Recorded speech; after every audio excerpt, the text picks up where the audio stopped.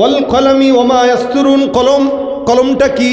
হাদিসে নবী করিম সাল্লাল্লাহু আলাইহি ওয়াসাল্লাম বলেন, ইন্না আউওয়ালা মা খালাকাল্লাহুল কলাম সুম্মা ক্বালা লাহু উকতুব ফাজারা ফি তিলকাস সাআতি কাইনুন ইলা ইয়াউমিল কিয়ামাহ। আসমান জমিন সৃষ্টি হওয়ার আগে আল্লাহ পাক রব্বুল আলামিন সুন্দর করে জমিনের জন্য একটা কলম সৃষ্টি করলেন। কলমটা দিয়ে আল্লাহ পাক রব্বুল আলামিন আসমান বানাইছেন, জমিন বানাইছেন, পাহাড় বানাইবেন, এগুলো সব আল্লাহ পাক কলম দিয়ে লিপিবদ্ধ করলেন। জমিনের হালত কি হবে, আসমান কেমন হবে, চন্দ্র কেমন হবে, জমিন কেমন হবে, জমিনে কত মানুষ আসবে, কত মানুষ যাবে, আপনার আমার কথা, মাহফিলের কথা, মাহফিলে কোন বক্তা আসবে, কারা কারা শ্রোতা আসবে, অর্থাৎ জমিন শুরু থেকে শেষ পর্যন্ত যত কিছু ঘটবে সব কিছু নিজামের জন্য আল্লাহ পাক কলম তৈরি করে লিপিবদ্ধ করে দিলেন। কলমটা লেখা শেষ, আল্লাহ পাক কলমের জবান বন্ধ করে দিলেন। কিয়ামত পর্যন্ত আর কোনো লেখালেখি চলবে না। অর্থাৎ আপনার তকদিরে যা যা ছিল আল্লাহ পাক সব লিপিবদ্ধ করেছেন। তকদির কোনোদিন পরিবর্তন করা সম্ভব নয়। সমস্ত কিছু লেখা শেষ।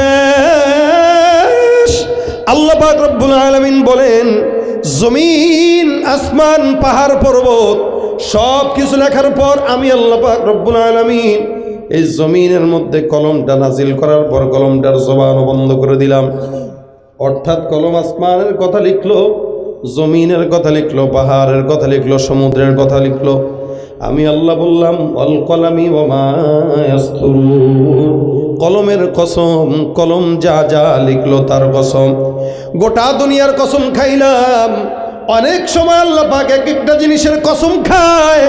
কখনো কখনো বলেন ওয়াশ-শামসি ওয়া দুহাহা ওয়াল কমারি ইযা তালাহা ওয়ান নাহারি ইযা জাল্লাহা ওয়াল লাইলি ইযা ইয়াগশাহা ওয়াস সামাই ওয়া মা বানাহা ওয়াল আরদি ওয়া মা তুহাহা ওয়া নাফসিন ওয়া মা সাওয়াহা।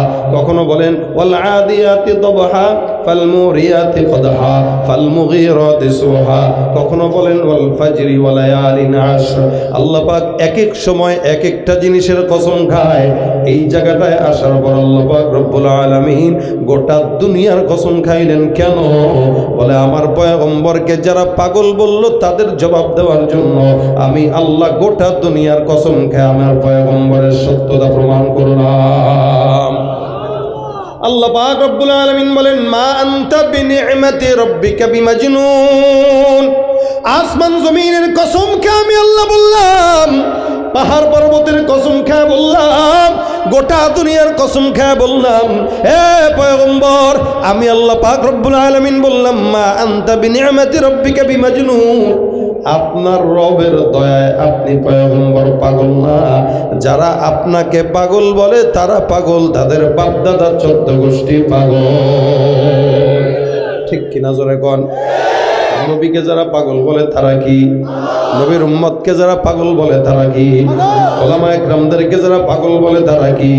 নামাজি কালামিদেরকে যারা পাগল বলে তারা কি? এদেশে, আমাদের দেশে, মুসলমানের দেশে অসংখ্য মুসলমানের সন্তান আছে যারা মুসলমান হওয়ার পর আল্লাহর নবীর উম্মতদেরকে, দাড়িওয়ালাদেরকে, টুপিওয়ালাদেরকে, নামাজিদেরকে দেখলে পাগল বলে, গালি দেয়, জঙ্গি বলে, মৌলবাদ বলে। মুসলমান মনে রাখবেন, আমার আল্লাহর কথা অনুযায়ী যারা আপনাকে, আমাকে, টুপিওয়ালা, দাড়িওয়ালাকে পাগল বলে, এই জমিনের মধ্যে সব চাইতে বড় পাগল হলো তারা। আমার আল্লাহ পাক ডাক দিয়া বলতেছেন, মা আনতা বিনি'মাতি রাব্বিকা বিমাজনুন। সারা জমিনের সমস্ত কসম খেয়ে বললাম, আপনার রবের দয়া আপনি পাগল না। ওয়া ইন্না লাকা লাআজরান গায়রা মামনুন। আপনাকে নিয়ামত দেওয়া হবে, অনেক নিয়ামত, নিরবিচ্ছিন্ন নিয়ামত, যার অধিকারী আপনি হবেন, যেই নিয়ামতটা অন্য কোন নবীকে আমি আল্লাহ পাক রব্বুল আলামিন দেই নাই। আপনার আমার পয়গম্বর এত দামি নবী, আপনার আমার নবী এত দামি নবী। এই জমিনের মধ্যে সমস্ত পয়গম্বর আদম থেকে নিয়ে ঈসা পর্যন্ত আল্লাহ পাক রব্বুল আলামিন অন্য কোন নবীকে এত দামি বানায় নাই যত পয়গম্বরকে আমার নবীকে আল্লাহ পাক যতটুকু দাম দিয়েছেন। আমার আল্লাহ পাক অন্য আয়াতে বলেন, ইন্না আ'তাইনাকাল কাউসার। আমি আমার পয়গম্বর তোমাকে কাউসার দান করলাম। সাল্লাম কাউসার কি জিনিস নবী করিম সাল্লাল্লাহু আলাইহি সাল্লাম বলে আল্লাহ পাক জান্নাতে একটা নহর দান করলেন, যেই নহরের নাম হলো কাউসার। জমিনের মধ্যে আল্লাহ পাক কোন নবীকে এই কাউসারটা দান করেন নাই। কিয়ামতের ময়দানে জান্নাতে আমাকে আল্লাহ পাক ওইটা দান করবেন, যেটার পানি দুধের চাইতেও সাদা, মধুর চাইতেও মিষ্টি। কিয়ামতের ময়দানে আমার এক একজন উম্মতকে আমি আল্লাহর আদেশ অনুযায়ী এই হাউজে কাউসার থেকে পানি পান করাইব। একবার পানি পান করার সাথে সাথে আর জিন্দেগিতে কোনোদিন পিপাসার্ত হবে না। এই কাউসারটা অন্য কোন নবীকে আল্লাহ পাক রব্বুল আলামিন দেন নাই। এত নিয়ামত দান করলেন, জমিনের মধ্যে কোন নবীকে আল্লাহ পাক সেই নিয়ামত দেন নাই, কোরআনের মতো নিয়ামত দেন নাই, আমার আল্লাহ পাক মেরাজের মতো নিয়ামত অন্য কোন নবীকে দেন নাই। যার কারণে আকায়ে নামদার মুহাম্মদ কা তাজদার মদিনা কা তাজদার মুহাম্মদুর রাসূলুল্লাহ সাল্লাল্লাহু আলাইহি ওয়াসাল্লামকে সম্মান দেওয়ার কারণে কোরআনের মধ্যে সব নবীদেরকে আল্লাহ পাক নাম ধরে রাখলেও আপনার মতো আমার মতো মুহাম্মদুর রাসূলুল্লাহ সাল্লাল্লাহু আলাইহি ওয়াসাল্লাম আমাদের নবীকে আল্লাহ পাক কোরআনের মধ্যে একটা জায়গাতেও নাম ধরে ডাকেন নাই। সুবহানাল্লাহ। নাম ধরে ডাকা এটা একটা বেয়াদবি। আদবওয়ালা সম্মানওয়ালা মানুষকে নাম ধরে ডাকতে নাই। আল্লাহ পাক কোরআনের মধ্যে সব নবীদেরকে নাম ধরে ডাকলেন, কিন্তু মুহাম্মদুর রাসূলুল্লাহকে ডাকেন নাই। যেমন নাকি আদম পয়গম্বরকে আল্লাহ পাক নাম ধরে ধরে ডাকলেন, তিনিও নবী কিন্তু মুহাম্মদের মতো নয়। নবী বলেন আদম যখন থেকে নবী, আমি তার আগের থেকে নবী। আদমের আগ থেকে আমি পয়গম্বর নবী, এখনো আমি নবী। সমস্ত নবীরা জমিনে আসার আগে নবী ছিল না, আসার পরে নবী হয়েছে। যাওয়ার পর আর নবী নাই, কিন্তু আমার পয়গম্বর জমিনে আসার আগেও নবী, যাওয়ার পরেও নবী। সুবহানাল্লাহ। সব নবীদের উম্মত জমিনে, নবীরা দেওয়ার পর উম্মত আর নাই, কিন্তু আমার আপনার পয়গম্বর মুহাম্মদুর রাসূলুল্লাহ সাল্লাল্লাহু আলাইহি ওয়াসাল্লাম জমিনে আসার আগে উম্মত ছিল, নবী জমিন থেকে বিদায় হওয়ার পর উম্মত ছিল। শুধু তাই নয়, এখনো পর্যন্ত আছে, কিয়ামত পর্যন্ত আপনার আমার পয়গম্বরের উম্মত থাকবে কি থাকবে না? আল্লাহ পাক সম্মান দিতে যায় সব নবীকে আল্লাহ পাক নাম ধরে ডাকলেন। কোরআনের মধ্যে বলেন ইয়া আদম উসকুন আনতা ওয়া যাওজুকাল জান্নাহ। আদমকে আল্লাহ পাক নাম ধরে ডাকেন। আল্লাহ পাক বলেন ইয়া মূসা লা তাখাফ। মূসা পয়গম্বরকে নাম ধরে ডাকেন। কতটুকু সম্মান দিলেন আল্লাহ পাক। নূহ পয়গম্বরকে বলেন ইয়া নূহ ইহবিত বিসালামিন মিন্না ওয়া বারাকাতিন আলাইক। নূহ পয়গম্বরকেও আল্লাহ পাক রব্বুল আলামিন নাম ধরে ডাকেন। আল্লাহ পাক ডাক দিয়া বলেন ইয়া ইব্রাহিম কদ সাদ্দাকতার রুইয়া। আল্লাহ পাক বলেন ইব্রাহিমা ওয়া ইসমাঈলা ওয়া যাল কিফল। এখানেও ইব্রাহিম ইসমাঈলকে নাম ধরে ডাকে। আল্লাহ পাক রব্বুল আলামিন সব নবীদেরকে নাম ধরে কোরআনের মধ্যে ডাকলেন, কিন্তু আপনার আমার পয়গম্বর মুহাম্মদুর রাসূলুল্লাহ, জোরে বলেন সাল্লাল্লাহু আলাইহি ওয়াসাল্লাম, আমার পয়গম্বরকে কোরআনের ফাতিহা থেকে নিয়ে নাস পর্যন্ত একটা জায়গাতেও আল্লাহ পাক সম্মান দিতে যায় নাম ধরে ডাকেন নাই, লকব দিয়ে ডেকেছেন। সুবহানাল্লাহ। আল্লাহ পাক কোরআনের মধ্যে আমার পয়গম্বরকে যেখানে ডাকার প্রয়োজন অনুভব করলেন, আমার মাওলা পাক কেমনে ডাকলেন জানেন? আল্লাহ পাক কোরআনের মধ্যে বলেন সব নবীদেরকে আদম, ইসমাঈল, ইব্রাহিম, ইউনূস, দানিয়েল, ইয়াকুব, ঈসা, ইয়াহইয়া, কিন্তু আমার নবীকে আল্লাহ পাক রব্বুল আলামিন নাম ধরে না ডেকে আল্লাহ পাক বলেন ইয়া আইয়ুহান নবী। আমার পয়গম্বরকে আল্লাহ পাক কোরআনের মধ্যে ডাক দেন হে নবী বলে সম্বোধন করেন। যেমন নাকি এলাকার চেয়ারম্যানকে আপনারা চেয়ারম্যান সাহেব বলে ডাকেন, অমুক চেয়ারম্যান বলে ডাকেন, তমুক চেয়ারম্যান বলে ডাকেন, যদিও নাম ধরেন কিন্তু নামের পিছনে চেয়ারম্যানটাও লাগায় দেন। আমার আল্লাহ পাক আমার রসুলকে নাম তো ধরেন নাই, লকব দিয়া লাগাইছেন। যদিও কোনো জায়গায় নাম ধরে উল্লেখ করেছেন, সেখানে নামের পাশে পাশে আল্লাহ পাক লকবটাও লাগাই দিলেন। সুবহানাল্লাহ। আস্তে কয় আমার আল্লাহ পাক ডাক দিয়া কোরআনের মধ্যে বলেন সব নবীদেরকে আল্লাহ পাক কিভাবে ডেকেছেন শুনলেন? আমার আপনার পয়গম্বরকে আল্লাহ পাক বলেন ইয়া আইয়ুহান নবী, কখনো কখনো বলেন ইয়া আইয়ুহার রাসূল। নবী বলে ডাকলেন, রাসূল বলে ডাকলেন। কখনো কখনো আল্লাহ পাক কোরআনের মধ্যে আমার পয়গম্বরের নামটাও যদি বর্ণনা করেন, কেমনে ডাকলেন? আমার আল্লাহ ডাক দেয়া বলেন মুহাম্মাদুর রাসূলুল্লাহ ওয়াল্লাযীনা মাহু আশিদ্দাউ আলাল কুফার। এখানে আল্লাহ পাক রব্বুল আলামিন মুহাম্মাদের নাম উল্লেখ করলেন, রাসূলটাও লাগায় দিলেন। সুবহানাল্লাহ, মুহাম্মাদুর রাসূলুল্লাহ। এখানে যদিও মুহাম্মদ উল্লেখ করেছেন, পাশে রাসূল শব্দটা আছে না নাই? অন্য আয়াতে আল্লাহ পাক ডাক দেয়া বলেন, ওমা মুহাম্মাদুন ইল্লা রাসূল। মুহাম্মদ তো নয়, তিনি হলেন আল্লাহর রাসূল। সুবহানাল্লাহ। মুহাম্মদ উল্লেখ করলেন, রাসূল লাগায় দিলেন। কখনো কখনো আল্লাহ পাক ডাক দেয়া বলেন, ইয়া আইয়ুহাল মুজাম্মিল, এ চাদরওয়ালা।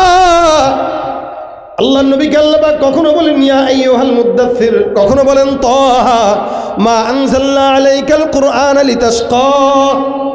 আল্লাহ পাক রব্বুল আলামিন জায়গায় জায়গায় নবীকে ডাকলেন, কিন্তু লকবটাও দিলেন। এটাই পয়গম্বরের সম্মান। অন্য আয়াতে আল্লাহ পাক বলেন, ওমা আরসালনাকা ইল্লা রাহমাতাল লিল আলামিন। এখানে রাহমাতুল লিল আলামিন বলেছেন। কখনো কখনো বলেন লাকাদ কানা লাকুম ফি রাসূলিল্লাহি উসওয়াতুন হাসানা। এখানেও রাসূল শব্দটাও লাগায় দিলেন। কখনো বলেন লাকাদ জাআকুম রাসূলুম মিন আনফুসিকুম।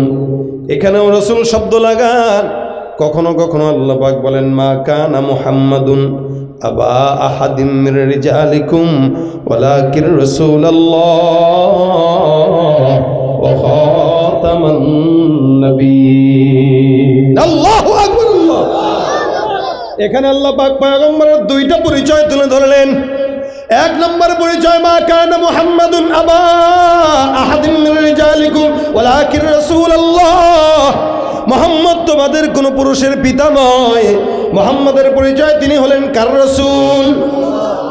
দুই নম্বর পরিচয়, ও খাতামান নবিয়্যিন, ইনি হলেন আখিরি নবী। এই জমিনের মধ্যে কিয়ামত পর্যন্ত আর কোন নবী আসার সম্ভাবনা আছে নাকি? জোরে বলেন তো। আমার নবীকে আজকে বর্তমান সময়ে বাংলাদেশে অসংখ্য বেঈমানের বাচ্চারা আছে যারা আমার নবীর আখিরি নবুয়তি মানে না। উত্তরবঙ্গে যা দেখবেন, টাকা দিয়া, পয়সা দিয়া, 10,000 20,000 টাকা দিয়া মুসলমানদের সন্তানদেরকে কাদিয়ানি বানানোর চক্রান্ত লেগে আছে না নাই? মনে রাখবেন, আমার নবীর পরে কোনো নবী নাই, কিয়ামত পর্যন্ত আসার সম্ভাবনা আছে নাকি?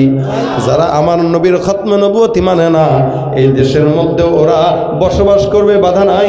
ইহুদিরা যেভাবে বসবাস করে, নাসারারা যেভাবে বসবাস করে, তাদের পরিচয় নিয়ে ঠিক তেমনইভাবে মির্জা গোলাম আহমদ কাদিয়ানির দোসরেরাও বসবাস করবে, তবে মুসলমান পরিচয় নয়, কাফের পরিচয়। ঠিক কিনা বলেন? নবীর পরে নবী নাই। বলেন, নবীর পরে নবী নাই। সংসদে আইন চাই। আমার নবীকে শেষ নবী যারা মানে না, তারা কি? কাফের। কাফের, কাদিয়ানি কাফের। আমার পয়গম্বর বলেন খাতামুন নবিয়্যিন লা নবিয়্যা বাদি, আমার পরে কোনো নবী নাই। আমার পরে যদি মির্জা গোলাম আহমদ কাদিয়ানিকে একবার হযরত আতাউল্লাহ বুখারী রাহমাতুল্লাহ আলাইহি বলছিলেন, হে ভণ্ড, তোর নবী বানাইছে কে? আমার নবী বানাইছে আল্লাহ। কি প্রমাণ? আল্লাহ পাক কোরআনে বলছেন মিন বাদ ইসমুহু আহমদ, আমার নামও তো আহমদ। তোর নাম তো মির্জা গোলাম আহমদ। আগের দুইটা কই গেল? কেটে ফেলছে। কেটে দিয়ে আমি নবী। আতাউল্লাহ বুখারী রাহমাতুল্লাহ বলে, তুই যদি দুইটা কাইটা নবী হইতে পারোস, আমার নাম তো আতাউল্লাহ, তা আতা কাটে দিলাম, তো বাকি আছে কি আল্লাহ। আমি আতা কাইটা আল্লাহ হয়ে বলতেছি, তোর মতো ভণ্ডরে আমি নবী বানাই নাই। সুবহানাল্লাহ। নবীর পরে আর কোন নবী আছে? আবার বলেন, নবীর পরে নবী নাই। সংসদে আইন চাই। নবীর পরে নবী নাই। কাফের। কাফের। এই জন্য ইসরায়েলি পণ্যকে যেভাবে মুসলমানেরা বয়কট করেছেন, ইসরায়েলি পণ্যকে বয়কট করার পাশাপাশি প্রত্যেকটা মুসলমানের উচিত গোলাম আহমদ কাদিয়ানির দোসরের যত পণ্য আছে, এই কাদিয়ানিদের পণ্যগুলোকেও ঘর থেকে ডাস্টবিনে নিক্ষেপ করা। ঠিক কিনা? কোন গোলাম আহমদ কাদিয়ানিদের পণ্য মুসলমানের ঘরে থাকতে পারে না। ঠিক কিনা? জোরে কর। আমার আল্লাহ পাক আমার রসুলকে সম্মান দিয়েছেন। কোনো বেঈমান যদি এটা স্বীকার না করে, ওর কপালে বরবাদি লেখা আছে, আমাদের কোনো যায় আসে না, রসুলের কোনো যায় আসে না। আল্লাহ পাক সম্মান দিয়ে দেখাইছেন কিভাবে দেখানো যায়। শুধু তাই না, আল্লাহ পাক নাম ধরে তো ডাকেন নাই, আদেশ করেছেন কিভাবে, ইয়া আইয়ুহাল্লাযীনা আমানু লা তাজআলু দুআ আর-রাসূল বাইনাকুম কাদুআই বা'দিকুম বা'দা। আল্লাহ পাক বলেন, হে মুমিনেরা, তোমরা রসুলকে একে অপরকে যেভাবে ডাকো সেভাবে ডাকো না। সুবহানাল্লাহ, না বুঝেন নাই? হুজুর গো অথবা অমুক ভাই তমুক ভাই ডাকি না আমরা, মিয়া এদিকে। আল্লাহ পাক বলেন, খবরদার রসুলকে এমনি ডাকবা না, একে অপরকে যেভাবে ডাকো এভাবে ডাকবা না। আদব শিখাইতেছেন আল্লাহ। রসুলের সামনে বসবা, জবান উঁচু করে কথা বলবা না। লা তারফাউ আসওয়াতাকুম ফাওকা সাওতিন নবী, নবীর সামনে বসবা, আদব রক্ষা করো। আল্লাহর নবীর সামনে বসলা, জবানটা নামায় কথা কও, গলা উঁচু নয় নিচু করে কথা বলো। এটা আমার পয়গম্বরের আদব। আমি আল্লাহ অন্য কোন নবীর ব্যাপারে এমন আদব রক্ষা করি নাই। কেন রক্ষা করলাম জানো? আমার পয়গম্বর শুধু মানুষের নবী নয়, গোটা বিশ্বজাহানের নবী। সুবহানাল্লাহ। আল্লাহ পাক রব্বুল আলামিন এত সম্মান দান করলেন, শুধু রসুলকে নয়, রসুলের উম্মতকেও দিলেন। যার কারণে অন্যান্য কিতাবের সব নবীর উম্মতদেরকে আল্লাহ পাক ডাকলেন কি বলে, ইয়া আইয়ুহাল মিসকিন। কখনো কখনো হে ফকিরের দল, মিসকিনের দল, কিন্তু আপনার মতো আমার মতো উম্মতকে আল্লাহ পাক কোরআনে চাইলেই কিন্তু মিসকিন বলতে পারতেন, ফকির বলতে পারতেন। আল্লাহ পাক কোরআনের মধ্যে আপনাকে আমাকে ডাকলেন কিভাবে বলে, ইয়া আইয়ুহাল্লাযীনা আমানু।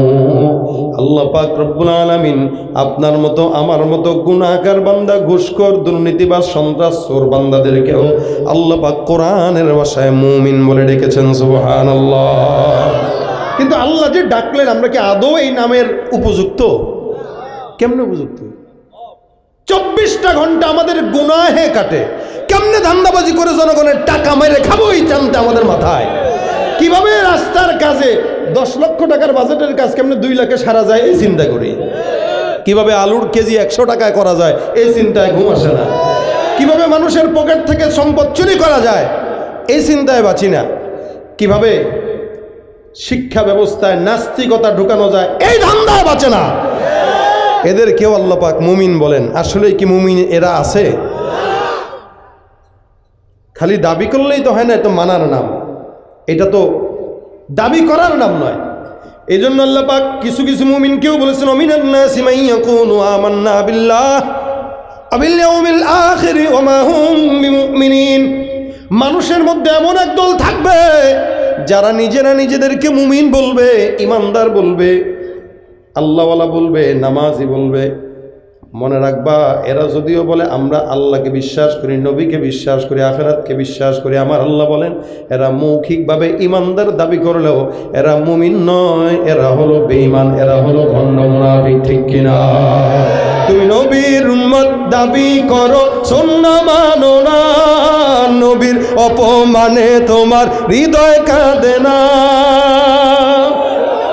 আছে না নাই?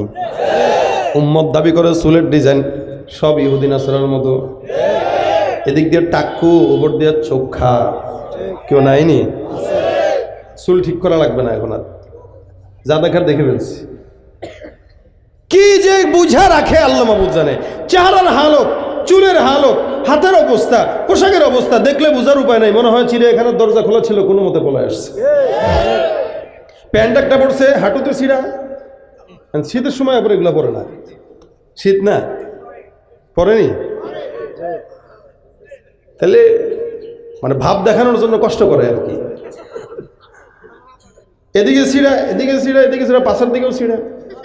এখন গ্রামের মহিলারা বুঝে সুঝে না, কয় বাবা অ্যাক্সিডেন্ট করছে কোথায়? কয় কিসের অ্যাক্সিডেন্ট? কয় এই যে হাঁটুর মধ্যে ছিঁড়া, মনে হয় রোড টোড তেল তেলা পায়ে টান দিছিলে, মনে হয় পড়ে গেছে কোথাও। কয় দূর কাকি কি কন, এটা তো স্টাইল। ছিঁড়াটা স্টাইল? বলে হ্যাঁ। এটা কোন ধরনের স্টাইল বুঝলাম না। আগের কালে দেখতাম ফকির নিরা সিরা পরে, তুই বড় লোক, তুই সিরা পড়ো, সবার কাছে স্টাইল। তা তো তোর চাইতে বড় স্টাইলিশ আমার কুকুর আর বিড়াল। তুই তো কিছু পড়ছস, ওগুলো তো কিচ্ছু পড়ে না, লেভেল পজিশন। ঠিক না? উলঙ্গপনা যদি আধুনিকতা হয়, গরু ছাগল সবচাইতে বড় আধুনিক। কথা ঠিক কিনা?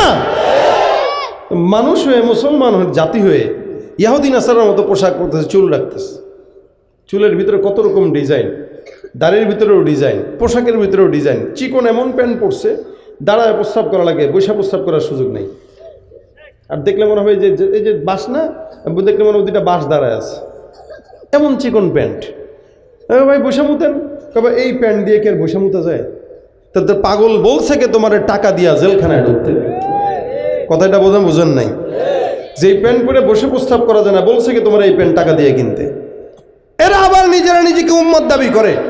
দাবি করার নাম মুমিন নয়, চেহারা দেখলেই যেন বোঝা যায় এটা রাসূলের উম্মত।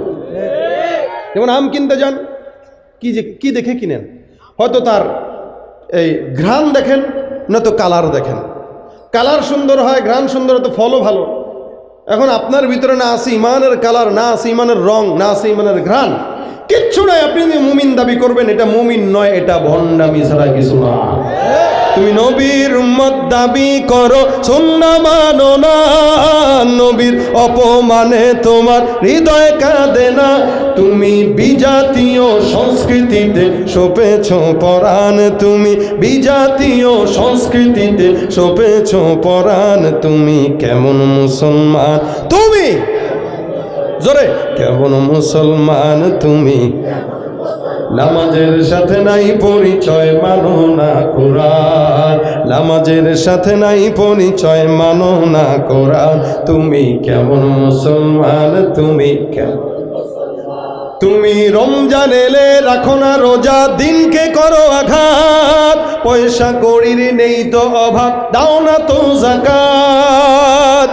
তুমি রমজান এলে রাখো না রোজা, দিনকে করো আঘাত। পয়সা কড়ির নেই তো অভাব, দাও না তো যাকাত। তুমি ইমানদারির বড়াই করো, নেই তোমার ইমান। তুমি ইমানদারির বড়াই করো, নেই তোমার ইমান। তুমি কেমন মুসলমান,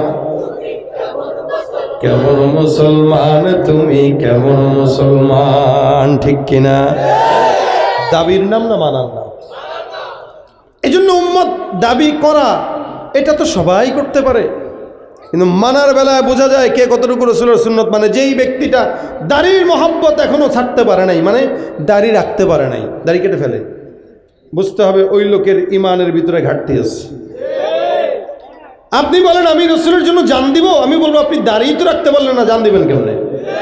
যে দাড়ির মহব্বত ছাড়তে পারে না, সে জানের মহব্বত ছাড়তে পারবে না। এই জন্য আল্লাহ পাক রব্বুল আলামিন বলেন, নিরবিচ্ছিন্ন নিয়ামত যাকে দিলাম ও ব্যক্তি পাগল না, সে ব্যক্তিকে ইন্নাকা লাআলা খুলুকিন আযীম। এই জমিনের মধ্যে সবচাইতে আখলাকওয়ালা মানুষ যদি কেউ থাকে, সেই হলো সে। আল্লাহ পাক রব্বুল আলামিন আমার পয়গম্বরের বেলায় বলেন, নিশ্চয়ই আপনাকে আমি আল্লাহ খুলুকে আযীমের অধিকারী বানাইলাম। সুবহানাল্লাহ। আখলাক হলো তিন প্রকার। কয় প্রকার?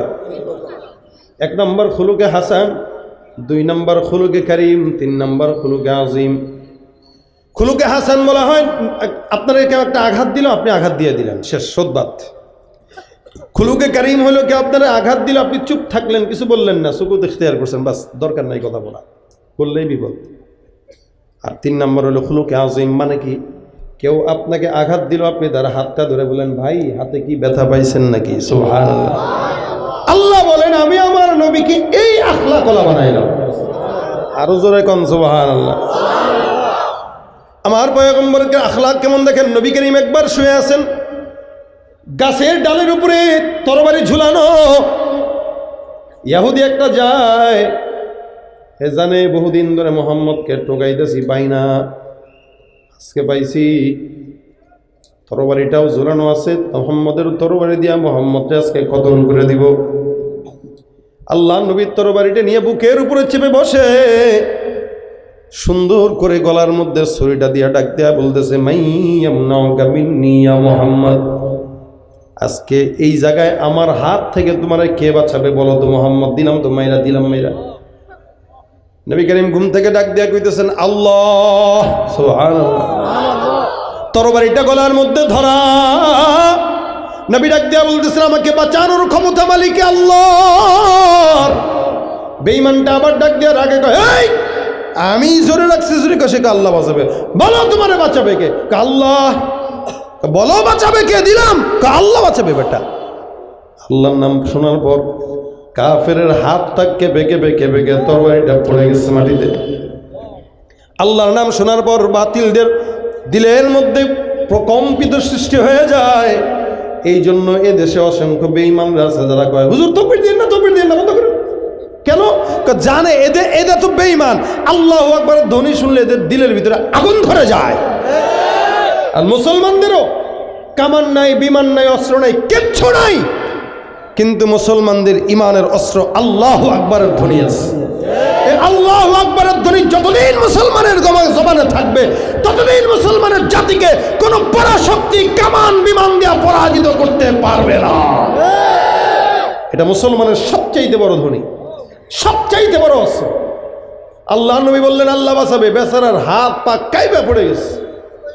এখন ডাক দিয়া রাসূল করিম নিজের তরবারিটা নিজে উঠাইলেন। উঠানোর পরে বেঈমানের বুকের মধ্যে আবার চেপে বসলেন।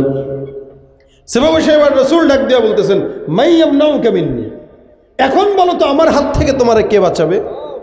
কে বলতেছেন? রাসূল বলতেছেন।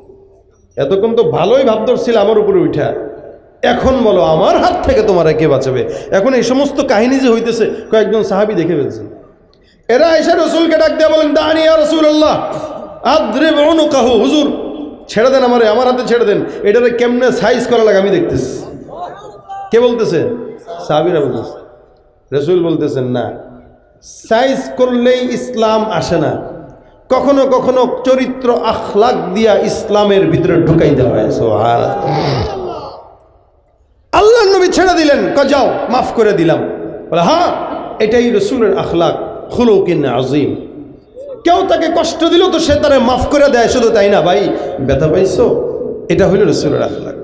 আজকে সেই রসুলের উম্মত হয়ে আমরা করি কি? আমরা কেউ একটা আঘাত দিলে আমি তো চিন্তা করি ওরে এটা কেমনে শোধবাদ করা যায় সেটা দেখতেছি। দিবেন একটা, আপনারা দিবে 10টা, আপনি দিবেন একটা, আপনাকে দিবে 5টা। এই হইল বর্তমান সময়ের মুসলমানের হাল। কিন্তু আমরাও রসুলের উম্মত দাবি করি কি করি না? করি। এই জন্য আল্লাহ পাক রব্বুল আলামিনের হাবিব বলেন লা ইউমিনু আহাদুকুম হাত্তা ইয়াকুনা হাওয়াহু তাবান লিমা জিতু বি, যতক্ষণ পর্যন্ত আমি রসুলের আখলাক তুমি পরিপূর্ণভাবে না মানবা ততক্ষণ পর্যন্ত মুমিন হতে পারো না। এখানে যারা আছে সবাই মুসলমান না বেঈমান? সবাই তো মুসলমান। যদি হন চিন্তা করবেন, জিন্দিগিতে তো মুসলমান দাবি করলাম, কিন্তু জান্নাতে যাওয়ার মতো কোনো আলামত আমার ভিতরে নাই। এমন একটা কাজ করব যেই কাজের উসিলায় জান্নাতে যাব। সাহাবা আজমাইন রাসূলের সঙ্গে জান্নাতে থাকার জন্য, সোহবত নেওয়ার জন্য পাগল হয়ে থাকতেন। এক সাহাবী রাসূলকে ডাক দেয়া বলেন মাতাস-সা ইয়া রাসূলুল্লাহ, কিয়ামত কবে? নবী ডাক দেয়া বলেন মা আ'দাত তালাক, তোমার জন্য প্রস্তুতি কি আছে? কিয়ামতের কথা কেন জিজ্ঞাসা করো? রাসূল ডাক দেয়া বলেন প্রস্তুতি না থাকলে কিয়ামতের কথা জিজ্ঞাসা করবা না। সাহাবী ডাক দেয়া বলেন ইয়া রাসূলুল্লাহ, আবু বকর ওমরের মতো আমার আমল নাই, কিন্তু পয়গম্বর আল্লাহর কসম করে বলি আপনি নবীর মহাব্বত আর আল্লাহর মহাব্বত আমার দিলের মধ্যে আছে। রাসূল বলেন ইন্নাকা মা মান আহবাবতা, আল্লাহর কসম যদি তোমার মহাব্বত আমার দিলের মহাব্বত, আমার মহাব্বত তোমার দিলের মধ্যে থাকে, আল্লাহর মহাব্বত তোমার দিলে থাকে, নিঃসন্দেহে ধরে রাখতে পারো অবশ্যই অবশ্যই আল্লাহ পাক আমি রসুলের সঙ্গে তোমাকে জান্নাত দান করবে। শুধুমাত্র মহাব্বতের কারণে আল্লাহ পাকের হাবিবের সাথে জান্নাত। সাহাবা আজমাইন এটা ভেবেই খুশি হইতেন যে আল্লাহ রসুলকে মহাব্বত করি, আমার পুঁজি এটাই। আপনি যদি রসুলকে মহাব্বত করেন, রসুলের সুন্নত মতো পোশাক নেবেন। এলাকায় যদি কোনো টুপিওয়ালা পাগড়িওয়ালা চোর ধরা খায়, বেশি মার খাবে না, কেন? তার টুপিটা রসুলের মতো, পাগড়িটা রসুলের মতো, ঠিক না? সাধারণ একটা চোর ও চুরি করলে থোতনায় একটা দাঁত থাকে না, দাঁত ভেঙে যায় ঘুষি খেতে খেতে। কিন্তু টুপিওয়ালা পাগড়িওয়ালা আমার মতো কেউ যদি চুরি করে, মনে করেন ধরার পরে আগে তাকায় থাকবে, কি তুই চুরি করছিস? হ্যাঁ, কেমনে সম্ভব এটা? মার মার মার, এটা কেউ ভাই কেমনে মারে? টুপিওয়ালা পাগড়িওয়ালা মারা যায়? আচ্ছা ভাই তুমি কেন করছো বলো তো? মারার আগে 10 বার চিন্তা করবে। কেন? শুধুমাত্র পোশাকের কারণে। কি বলেন, কিসের কারণে? পোশাকের কারণে। ঠিক তেমনই ভাবে কবরে যাওয়ার সময় যদি রাসূলের সুন্নতটা নিয়ে যেতে পারেন, আগে জিজ্ঞাসা করবে, এই কি নিয়ে আসছে? আল্লাহ তোমার হাবিবের মতো চেহারা দেখা যায়, আল্লাহ কবর সোজা হাবিবের সাথে দিয়ে দেয়, পরে হিসাব হবে। আর যাওয়ার পরে যদি দেখে বুশের মতো ক্লিন শেপ, ডোনাল্ড ট্রাম্পের মতো ক্লিন শেপ, ওই ম্যাক্রোর মতো ক্লিন শেপ, নেতানিয়াহুর মতো ক্লিন শেপ, বলবে কার মতো দেখায়? ইহুদি নাসারার মতো। তার সঙ্গে আগে দে, তারপরে কথা হবে। এই জন্য আপনি আপনার পোশাকটা কার মতো রাখবেন, এটা আপনার হিসাব। আপনার পোশাক যদি রসুলের মতো হয় তো বলতে পারবেন, আল্লাহ রসুল আপনার মতো পোশাক তো নিয়ে আসছি, অন্তত এই উসিলায় সুপারিশ করে দেন। কি বলেন, ঠিক না?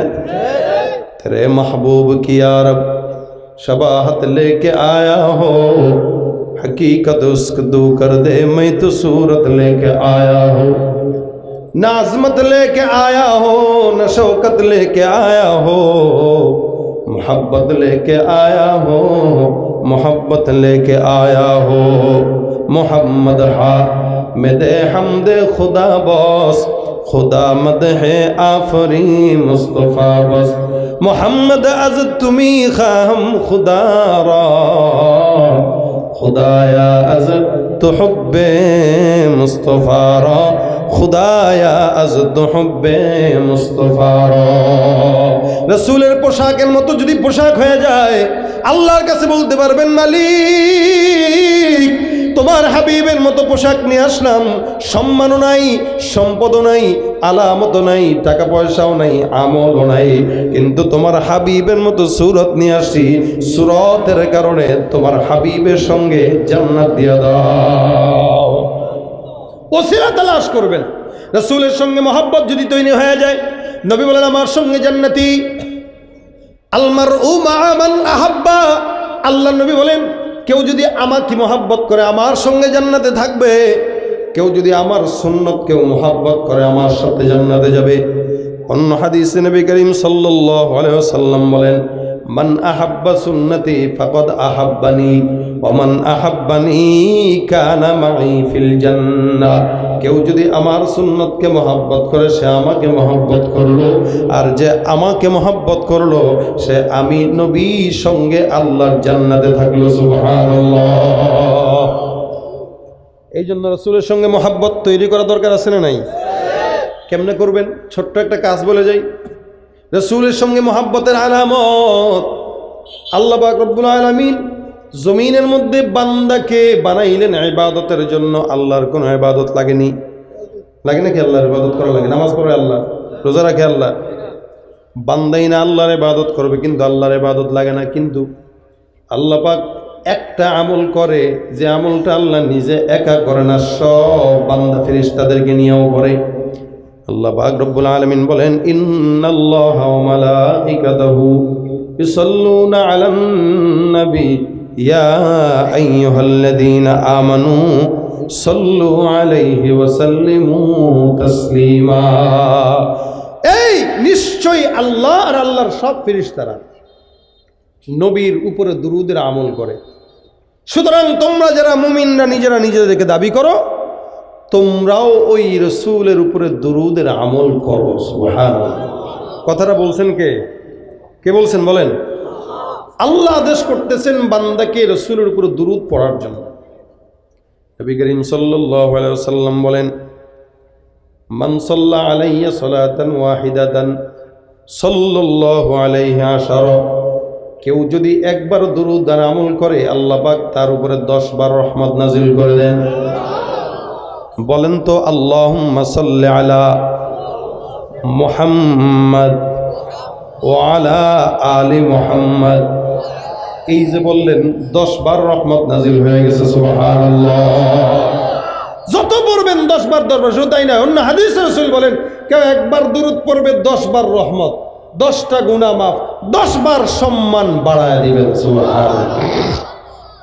এই জন্য এখন থেকে নিয়ত করবেন, যতক্ষণ সময় হয়, যখন যেখানেই থাকেন না কেন, রাসূলের উপরে দুরূদ পড়বেন। বসে আছেন, মজলিসে বসে আছেন, দোকানে বসে আছেন, বাজার ঘাটে যাইতেছেন, বাসা বাড়িতে কাজ করতেছেন, যখনই সময় হয়, হাতের কাজ আছে, পায়ের কাজ আছে, জবানের কাজ নাই, জবানের কাজ হবে কি? দুরূদ শরীফ বলেন। জবানের কাজ হবে কি?